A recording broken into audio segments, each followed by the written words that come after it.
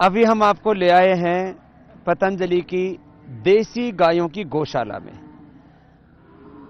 गौ सेवा और इसके साथ कुदरती खेती और दूसरे ग्रामीण भारत के आर्थिक स्वावलंबन और समृद्धि के लिए विभिन्न प्रकल्प यहां पर हम चला रहे हैं।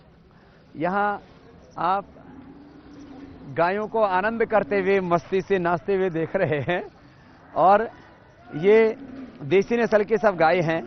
इसके अंदर राठी है, शाहीवाल हैं और थारपारकर नस्ल की गाय हैं, हरियाणवी नस्ल की गाय हैं। और इन सब गायों की तंदुरुस्ती देख करके, इनकी शक्ति स्फूर्ति देख करके आपको भी ईर्ष्या हो रही होगी कि काश ऐसी गायें हमारे घर में भी होती। और इन गायों का दूध पीते हैं हमारे आचार्य कुलम के बच्चे, वैदिक गुरुकुलम के बच्चे। और ये जो गाय हैं, आपकी जानकारी के लिए हम बता दें आपको कि करीब 20 से 25 किलो दूध तक, माने 15, 20 और 25 किलो दूध देने वाली भी गायें इनके अंदर हैं। पतंजलि की ये बहुत बड़ी गौशाला है। करीब 1000 गाय हमारी इन 2 गौशालाओं में हैं। एक यहां पर पतंजलि के बिल्कुल करीब है, एक दूसरी उधर तेलीवाला, दूसरा एक गांव है, वहां पर बड़ी गौशाला है।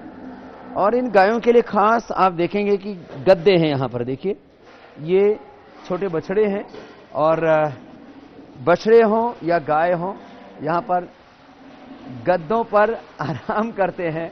और इन बछड़ों की भी आप सेहत और तंदुरुस्ती देखिए।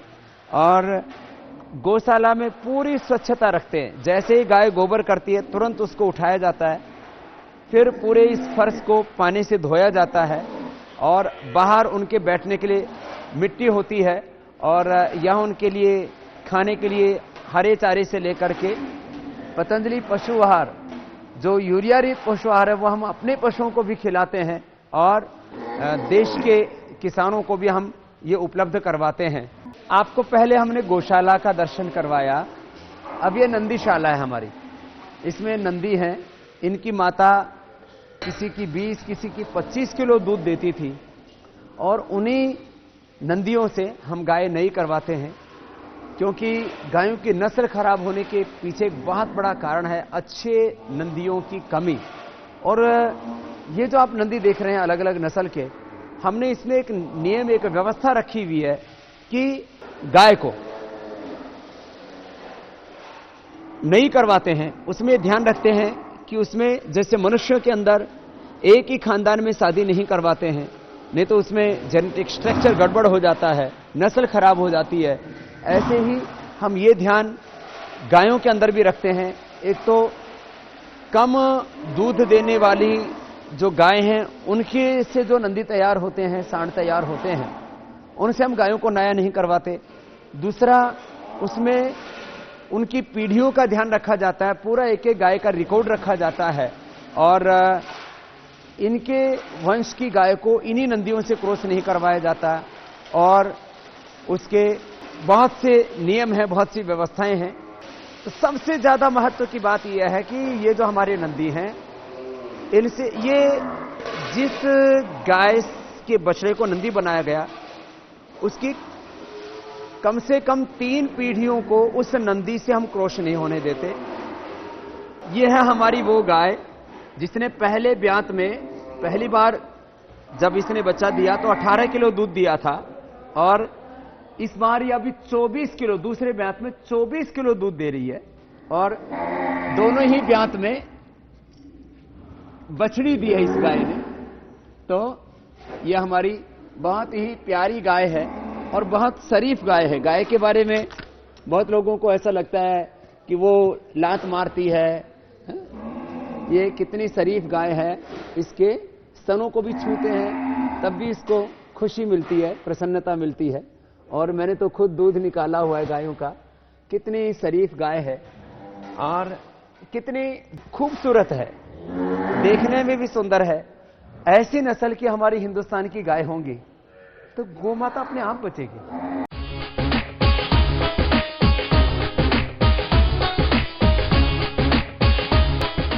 एयर, वाटर, सोयल सब कुछ प्रदूषित हो गया है और उस दूषित अन्न को खाकर के मनुष्य को एसएलईएमएस, autoimmune disease, blood pressure, sugar, obesity, liver kidney failure और कैंसर जैसे खतरनाक रोग हो रहे हैं। मनुष्य का जेनेटिक स्ट्रक्चर ही और उसके साथ साथ उसका कैरेक्टर ही खराब हो रहा है। हमने पतंजलि विश्व मुक्त कृषि का अभियान इसीलिए चलाया। आप ये देख रहे हैं कितनी स्वस्थ यहां पर ये मकई है। गौशाला का जो खाद है उसमें कई प्रकार का खाद होता है। एक नेडअप से हम खाद तैयार करते हैं जो आप पीछे देख रहे हैं। फिर इधर बाईं तरफ जो है हमारे जो पूरा टीन शेड है, इसके नीचे यहाँ पर वर्मी कंपोस्ट तैयार करते हैं और जो है सलरी का खाद होता है। हम एक संजीवक खाद भी तैयार करते हैं। इस तरह से 4 हमारे मुख्य प्रकार से खाद हम तैयार करते हैं और एक गाय से हम 8 से 10 एकड़ जमीन पर ये विश्व मुक्त कुदरती खेती कर सकते हैं। आप मेरे पीछे देख रहे हैं ये कुदरती खेती के अंतर्गत गन्ना है।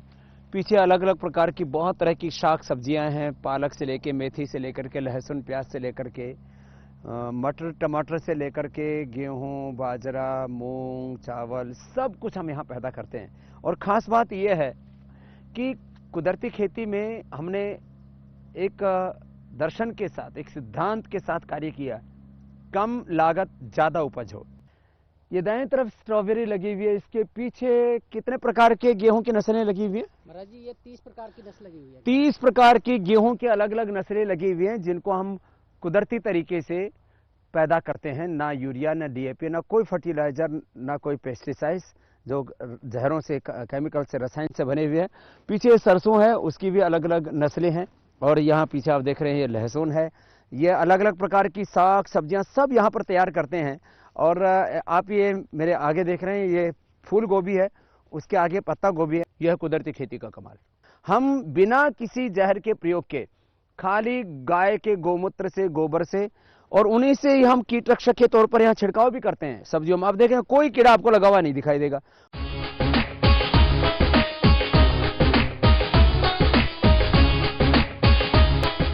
5 जनवरी 1995 में पहला ट्रस्ट बना दिव्य योग मंदिर ट्रस्ट और वहां से हमारी ये योग साधना, सेवा, संघर्ष की, पुरुषार्थ की यात्रा प्रारंभ हुई। योग, आयुर्वेद, स्वदेशी और वैदिक संस्कृति का यह आंदोलन विश्वव्यापी बना। तो सबसे पहला ट्रस्ट दिव्य योग मंदिर ट्रस्ट, उसके बाद में बना पतंजलि योगपीठ ट्रस्ट, फिर पतंजलि रिसर्च फाउंडेशन और उसके बाद भारत स्वाभिमान ट्रस्ट और फिर उसके बाद यह पतंजलि ग्रामोद्योग न्यास। यूं तो पतंजलि ग्रामोद्योग न्यास की बहुत व्यापक गतिविधियां हैं। यहाँ गौशाला से लेकर के, कुदरती खेती से लेकर के, ग्रामोद्योग से लेकर के, ग्रामीण भारत के आर्थिक स्वावलंबन से जुड़े हुए विभिन्न प्रकल्प हैं। हमारा संकल्प है स्वस्थ इंसान, समृद्ध हिंदुस्तान और किसान को समृद्धि मिले और 125 करोड़ हिंदुस्तानियों को स्वास्थ्य मिले, उसके लिए कुदरती खेती। और किसान से जुड़ा हुआ पशु भी स्वस्थ रहे, क्योंकि जब तक पशु स्वस्थ नहीं रहेगा तब तक किसान समृद्ध नहीं होगा। और खेती जहरीले खादों से बचे। धरती मां है, उसकी कोख में हम जहर ना डालें, ये तो बहुत बड़ा पाप होगा। और उससे फिर जो अन्न पैदा होता है उससे फिर एसएलईएमएस, ऑटोइम्यून डिजीज, बीपी, शुगर और लीवर किडनी फेलियर से लेकर के, ऑटोइम्यून डिजीज से लेकर के, न्यूरो प्रॉब्लम से लेकर के कैंसर जैसे प्राण घातक रोग हो जाते हैं। उनसे बचाने के लिए ये तमाम तरह के प्रकल्प चल रहे हैं। तो उसमें आपको गौशाला के बारे में, कुदरती खेती के अलग अलग प्रकल्पों के बारे में, फिर यहाँ से जो गोनाइल तैयार हो रहा है, गोमूत्र का अर्क तैयार हो रहा है और विभिन्न ग्रामोद्योग के जो प्रोडक्ट्स हैं वो भी तैयार हो रहे हैं। Decentralisation of economy, decentralisation of production and inclusive development, समग्र विकास, अहिंसक विकास, सात्विक विकास, सबके लिए विकास, सबका विकास और मनुष्य के लिए विकास और मनुष्य का विकास, ये विकास की व्यापक अवधारणा है हमारी। खैर, अब मैं आपको ये कुदरती खेती का जो पूरा काम चल रहा है, जैसे कि हमने आपको गन्ने के बारे में बताया, तो गन्ना 400 क्विंटल से लेकर के 450 क्विंटल हमने पैदा किया गाय के गोबर और गोमूत्र से। यही जो है हमारा सैलरी का खास सबसे अच्छा है। फिर ये संजीवक और वर्मी कंपोस्ट सबसे बढ़िया सैलरी है। खैर बाकी ये सारी चीजें अब आपको मैं बीजों के बारे में बताते हैं। देखो ये पीछे आप लौकी देख रहे हो, ये लौकी इतनी बड़ी होने के बाद भी कच्ची रहती है, सबसे बड़ी खास बात ये है।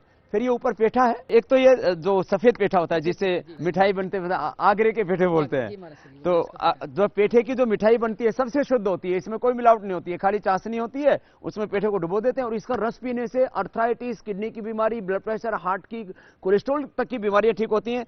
तो देसी पेठे की पेठे में भी जो है वो शंकर बीज आ गए हैं। गायों के भी जैसे शंकर गाय होती है ऐसे जो है पेठे में भी शंकर पेठा आ गया। तो पेठे की नस्ल 240 क्विंटल प्रति एकड़ यील्ड इसकी आती है। 240 क्विंटल प्रति एकड़ की यील्ड हमने यहां से ली। हाँ, पिछले लगभग 10 सालों से हमारे डॉक्टर राजेश जैन जी हैं जो हमारे कृषि वैज्ञानिक हैं, सारी फसल का साइंटिफिक डेटा कलेक्शन रखते हैं, उसकी वीडियोग्राफी कराते हैं, फोटोग्राफी करवाते हैं और पूरे एक एकड़ जमीन की क्या क्या उपज होती है वो पूरा का पूरा डेटा मेंटेन करते हैं। ये जो है लौकी है, तुरई है, हाँ, हमारे जो है साइंटिस्ट महोदय ने पूरी जो है बीज जचा के रखे हुए थे। कोई बात नहीं, ये 3-3 फीट की ये कमर तक आ गई देखिए। और का बीज महाराज जी तैयार किए हैं। अभी अपने पास लगभग जो है 150 कुंटल बीज तैयार कर लिया है इसका। 150 क्विंटल, क्या बात है। तो मुझे लगता है ये तो अभी लोगों को उपलब्ध कराना पड़ेगा किसानों को। तो 150 क्विंटल बीज तैयार कर लिया है ये लौकी का, और ये देसी बीज है। देसी बीज खाली इसी का नहीं, फिर गेहूं के देसी बीज के कलेक्शन है। फिर ये ऊपर आप देख रहे हैं ना बासमती चावल के। अब देखिए जो है ये हमारा बासमती चावल है, इतना जबरदस्त है जो है ये बासमती चावल है।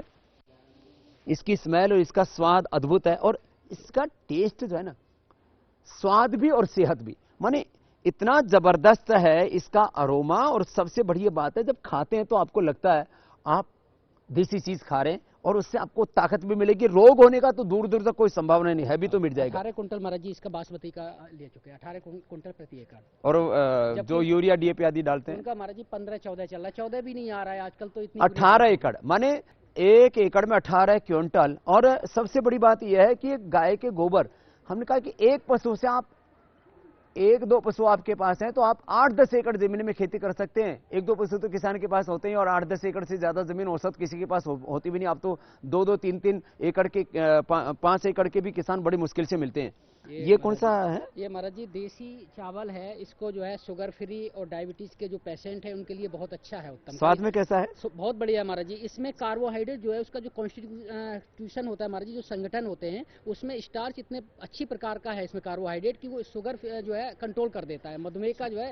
तो चावल खाने से लोगों का शुगर बढ़ जाता है, तो ये ऐसा चावल है जो शुगर को कंट्रोल करता है। ये इसकी फसल भी हमने पहले टीवी पर दिखाई थी। और जो है ये खास एक बात बताना चाहता हूं, बाकी और तो अलग अलग तरह के बीज रखे ही हैं। बासमती के अलग अलग बीज हैं। करेला का हमारे जिक्र करना चाहेंगे। करेला का बीज जो है ना काफी अभी हमारे पास लगभग जो है 3 कुंटल तक एकत्र कर लिया महाराज जी। 3 क्विंटल तक? 3 कुंटल, और ये 8 साल में तैयार हुआ महाराज जी। ऐसा बीज तो कहीं उपलब्ध ही नहीं हो सकता अपने। इसकी जो ईल्ड है। तो इसको प्रोटेक्ट कैसे करते हो महाराज जी? इसको प्रोटेक्ट करने के लिए क्या है कि हम जैसे अभी ये नीम के पत्ते आप देख रहे हैं महाराज जी, नीम के पत्ते हैं, राख है और हींग मिला देता हूँ, थोड़ी हींग रख देता हूँ। तो इसमें कीड़े नहीं लगते? कीड़े नहीं लगते महाराज श्री इसको। और जो है मॉइस्चर से बचा करके रखते हो। तो ये मकई से लेकर के देखिए, मक्का भी कैसे बहुत सुंदर सुंदर है मकई से। और मक्का इतना स्वादिष्ट है और हर मौसम में यहाँ पर मक्का बोले थे हमारे राजेश जैन जी। तो मक्का है, भिंडी है, लोबिया है। ईल्ड जो है 35 से 36 कुंटल पर एकड़ हम निकालते हैं। जबकि लोग बोलते हैं कि बिहार में एक खरगो जगह है खगड़िया, तो खगड़िया की मक्का जो बताते हैं कि अब 30 कुंटल मुश्किल से निकलती है 1 एकड़ में, और हमारी 36-37 कुंटल पर एकड़ आ रही है, और वो भी ऑर्गेनिक तरीके से। तो हमारी जो फिलॉसफी थी, हमारी जो आइडियोलॉजी थी, हमने एक प्रिंसिपल बनाया, कम लागत ज्यादा उपज। तो मकई से लेकर के सब प्रकार के खीरा हैं, कद्दू हैं, सब प्रकार के सामक का चावल है, फिर जो है यहाँ पर सब साग सब्जियां, टमाटर, भिंडी और मटर। मटर जो आपको हमने दिखाए थे, तो ये मटर का बीज भी तैयार कर रखा है। ये देसी मटर है। और देसी बीज एक बहुत बहुत बड़ा ये अभियान है, बहुत बड़ा आंदोलन है। तो ये मटर बहुत सुंदर है। फिर ये क्या है? लोबिया है हमारा। ये लोबिया। लोबिया का भी तो ये लोबिया कई कलर का होता है तो? कलर, हाँ, कई तरह का है। ये सबसे अच्छा माना जाता है हमारा जी, इसमें सबसे ज्यादा प्रोटीन होती है, इसलिए सबसे अच्छा अच्छा, इसको ये मानते सबसे हैं। अच्छा लोबिया है। फिर ये जो है, ये गेहूं की विभिन्न प्रकार की प्रजातियां कितनी हैं प्रजाति हैं अपने यहाँ पास? पर? लगभग 30 पे तो पूरा साइंटिफिक रिसर्च हम करते हैं, वैसे 42 प्रजातियां मेरे 42 प्रजातियां हमारे पास में हैं।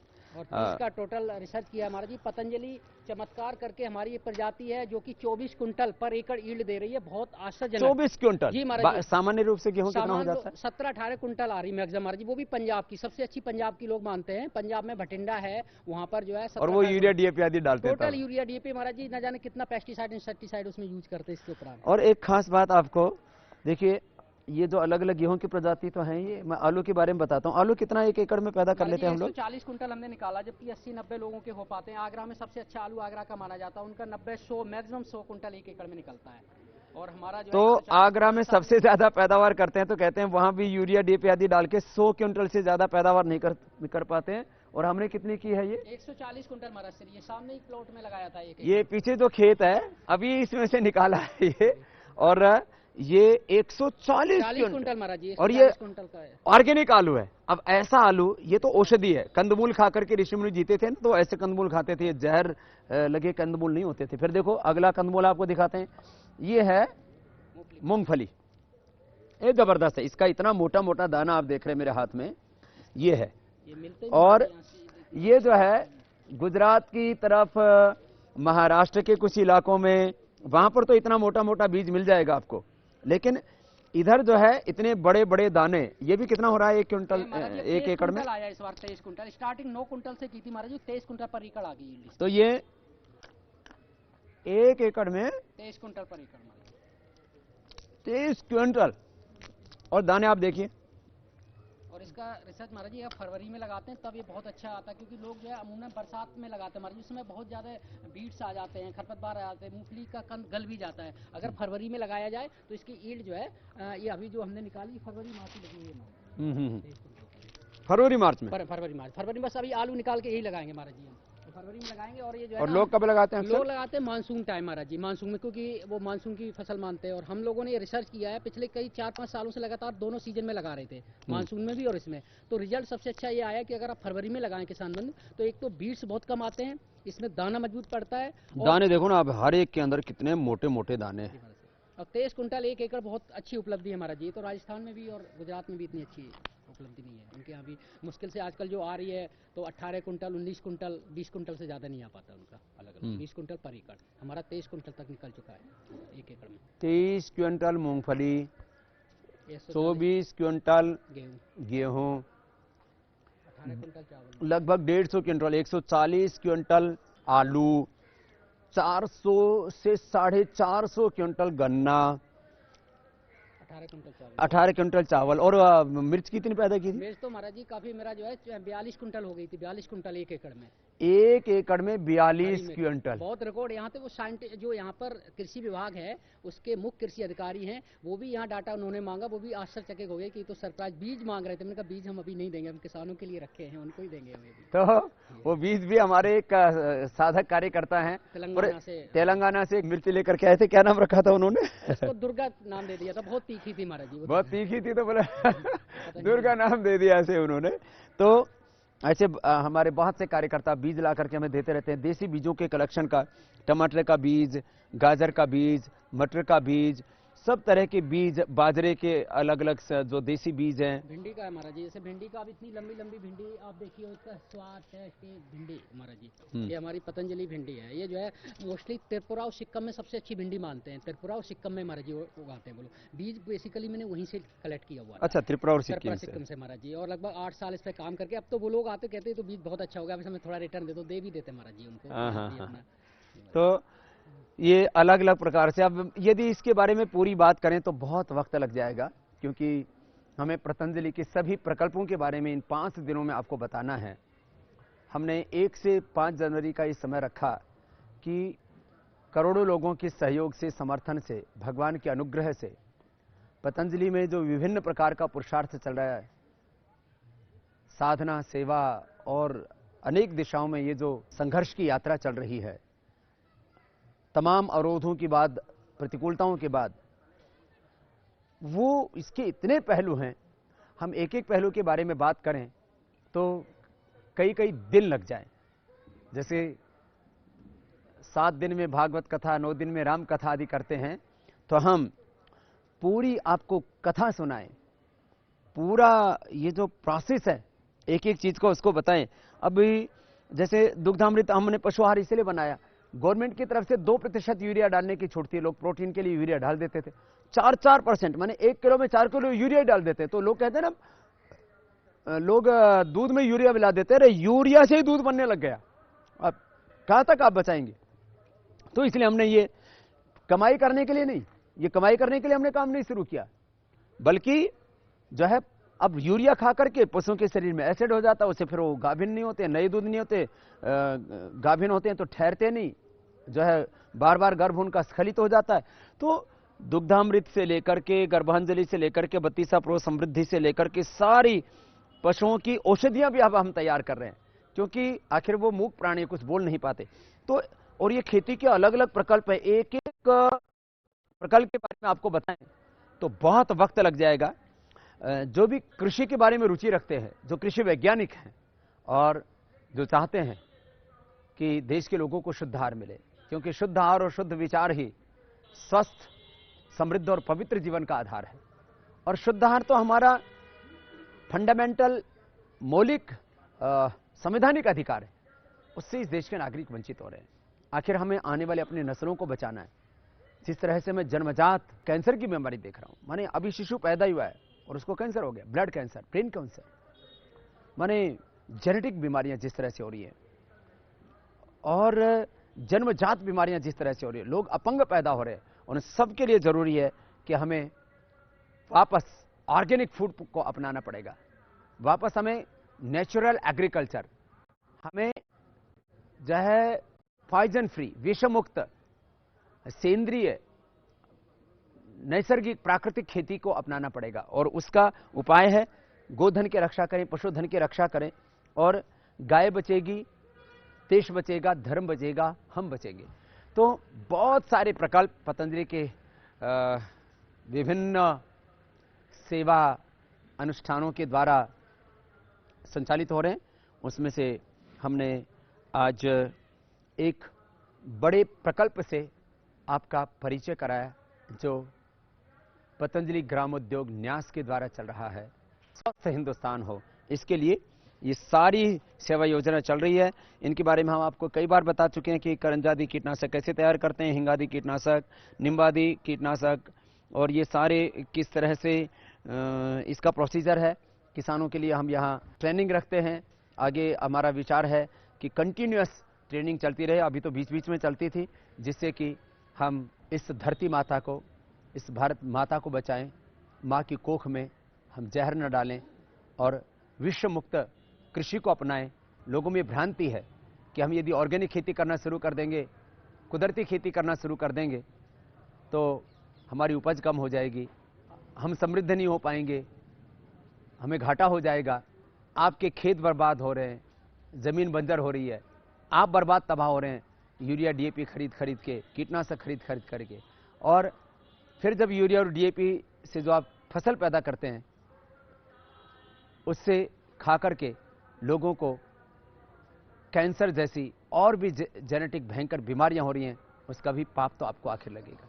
इसलिए आइए हम सब मिलकर के संकल्प लें कि हम कुदरती खेती को अपनाएंगे, अपने आप को स्वस्थ बनाएंगे, इस भारत को स्वस्थ बनाएंगे, और ये जो जहरीली खेती है इससे अपने आप को और इस देश को बचाएंगे। एक बात की और मैं देशवासियों का जरूर ध्यान दिलाना चाहूंगा, जैसे दिव्य फार्मेसी में, पतंजलि आयुर्वेद में जो भी नेचुरल आयुर्वेदिक मेडिसिन बनती है, नेचुरल फूड, नेचुरल कॉस्मेटिक्स तैयार होते हैं, उनके ऊपर वर्षों तक हम अनुसंधान करते हैं। ऐसे ही ये जो पशुओं के लिए हम चाहे दुग्धामृत पशु आहार बना रहे हैं, चाहे वो गर्भांजलि तैयार कर रहे हैं 32 प्रो, या समृद्धि मल्टीविटामिन, शक्तिधारा एनर्जी बूस्टर, यक्तामृत, ये जो है मल्टीविटामिन, और तमाम तरह के जितने भी पशुओं के हम प्रोडक्ट तैयार कर रहे हैं, उन सब प्रोडक्ट्स के ऊपर पहले साइंटिफिक रिसर्च करते हैं, फिर अपनी गायों के ऊपर उसका प्रयोग करते हैं, और हमारी गायों को जो हम ये समृद्धि कैल्शियम आपको दे रहे, वो अपनी गायों को देते हैं।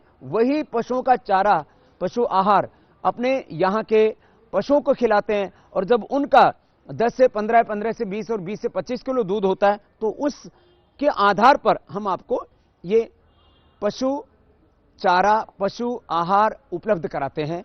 और इसके दो बड़े पहलू हैं, एक पशुओं का जेनेटिक स्ट्रक्चर और दूसरा पशुओं की डाइट, आहार। ये दोनों चीजें ठीक होंगी तो निश्चित रूप से हमारी हिंदुस्तान की जो गाय है वो वापस 15, 20, 25, 30 किलो दूध देने वाली होगी। और फिर लोग उनको कत्लखानों में नहीं भेजेंगे, बल्कि उस गाय की पूजा भी करेंगे। और उस गाय से जो दूध, घी, मक्खन आदि हम लेंगे, उससे हमारे बच्चे बलवान बनेंगे, प्रज्ञावान बनेंगे, चरित्रवान बनेंगे, महान बनेंगे।